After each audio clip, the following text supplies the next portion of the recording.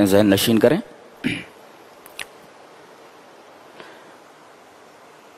انسان پر جو بھی مصیبت آتی ہے اس کی تین وجہ ہیں۔ ریپیٹ کرتا ہوں، انسان پر جو بھی مصیبت آتی ہے اس کے تین ریزنز ہوتے ہیں، تین وجہیں ہوتی۔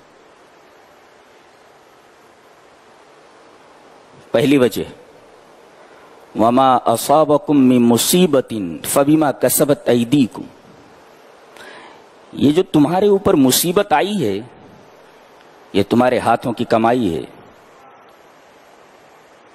تم نے کرتوت ہی ایسے کیے ہیں کہ یہ مصیبت تمہارے اوپر آتی، یہ تمہارے کسی گناہ کی سزا ہے۔ تو ایک مصیبت تو آتی ہے جو کسی گناہ کی سزا ہوتی ہے۔ یہ آیت سورہ شورى کی ہے۔ سورہ تغابن میں اللہ نے فرمایا ما اصاب من مصیبت الا باذن اللہ، جو مصیبت تمہارے اوپر آتی ہے وہ اللہ کے حکم سے آتی ہے۔ کیا مطلب؟ اللہ کے حکم سے آتی ہے، مطلب یہ ہے کہ اللہ کے حکم سے یہ جو مصیبت آئی ہے اس کا مقصد یہ ہے کہ تمہارے کسی گناہ کا کفارہ ہو جائے۔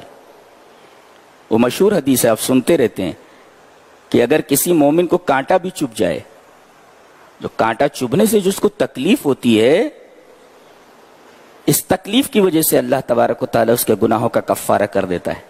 تو ایک مصیبت آتی ہے آپ کے گناہوں کو مٹانے کے لیے آتی ہے۔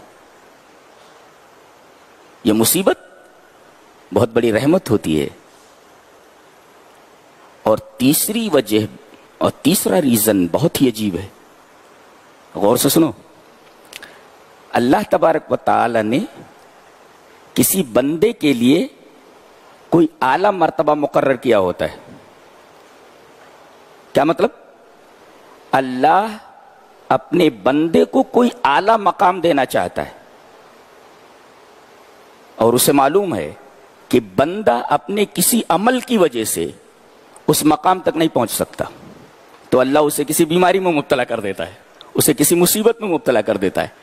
عمل کی وجہ سے اس اعلیٰ مقام تک نہیں پہنچ سکتا تو اللہ اسے کسی بیماری میں اور کسی مصیبت میں مبتلا کر دیتا ہے۔ اس مصیبت کی وجہ سے بندہ اس اعلیٰ مقام کو حاصل کر لیتا ہے، اس اعلیٰ مقام تک پہنچ سکتا ہے۔ اللہ، اس کا مطلب کوئی بیماری آئے، کوئی مصیبت آئے تو ہو سکتا ہے یہ مصیبت اللہ ہمیں اس وجہ سے دے رہا ہے، اس مصیبت میں اس وجہ سے مبتلا کر رہا ہے تاکہ اس اعلیٰ مقام کو ہم حاصل کر لیں جو ہم اپنے عمل کی وجہ سے حاصل نہیں کر سکتے۔ بہت گہری بات ہے، شاید آپ نے کبھی سنا ہو۔